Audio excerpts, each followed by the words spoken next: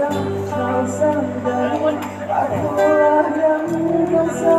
nyanyi, nak nyanyi kan? Aceh? Kau tak nyanyi? Oi, saya tulis kaligrafi tu Cina tu puji kata cantik malam kali. Padahal kita bohong, kita... Kau pandai kan buat grafik kan? Ayolah, tulisan Cina. Tapi dia puji cantik. Kali-kali. Oi, hati kata ni. Wah. Tanya dia balik. Dia macam dia kalau orang kita orang Melayu buat benda tu, dia boleh buat. Saya tanya dia balik. Dia lukis dengan saya lukis pasal apa dia kata. Saya lukis cantik. Dia kata saya lukis. Ambil.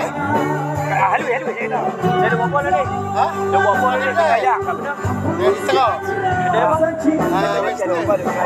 Nama kedai? Chicken Chop Legend. Ya. Apa dah? Kedai dia tanya dia apa Mina Tom Yam. Mina apa? Baru Mina. Kita kat mana? Ahmad Surya. Saya tak kedai ni. Mina. Saya pun tanya. Kau mahu ah? Kau ah? Dah jawab dah. Saya orang Perak. Apa lah? Jadi ni jangan balik ke. Banyak program exam. Kena wei GCP ah? Ha? Kena wei GCP lah. Bila? Di Johor. Hari tu. Hari tu hari tu ha. Kena pergi Johor. Ha. Tahu GCP tahu kena. Dah kenal. Dah kahwin dah. Ha, tapi ha. Sini dia. Kenal ya. Apa lah. Tahu lah yang kita jumpa dekat apa nama?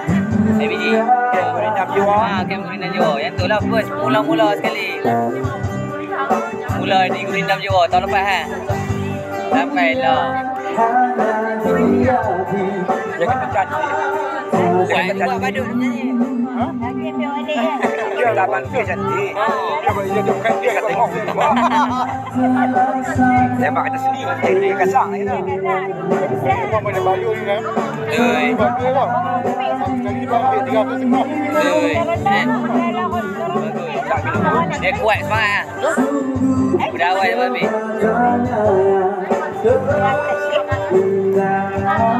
Lah kita alam kita santai pi ya.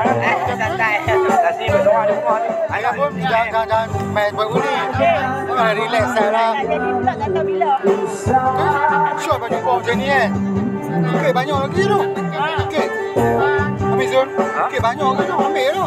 Kau balik. Okey. Ambil kau balik. Secret recipe. Dari Papua yang tu. Okey, saya ambil.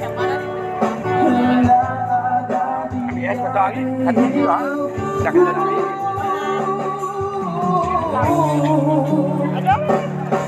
Dah siapa apa nak satu kotak kita sama. Kau balik. Dekat Tasnim. Tasnim kat kita lah. Dah. Kenyang lah.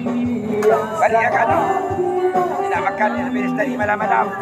Mantap-mantap.